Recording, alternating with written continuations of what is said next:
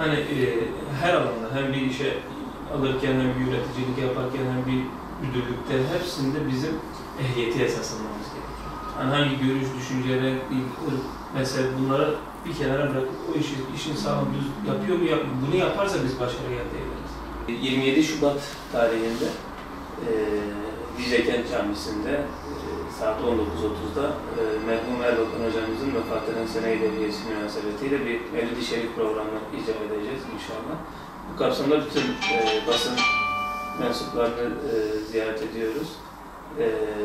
Size davetiyemizi de takdim edelim. Bundan memnuniyet duyuyoruz. Birçok çalışmamız oluyor Diyarbakır'da. Konferanslar, seminerler, paneller vesaire düzenliyoruz. En son Siyer-i Nebi yarışması düzenlemiştik. Bütün Türkiye'de olduğu gibi 1 milyona yakın insana ulaştık, gence ulaştık Siyer-i Nebi yarışmasıyla.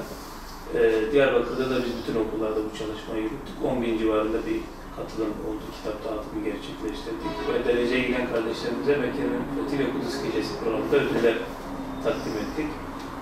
Buna benzer programlarımızı her ay olmasa bile her ay ya da 2 ayda bir mutlaka devam ettiriyoruz. Konferans, seminer, panel tarzında.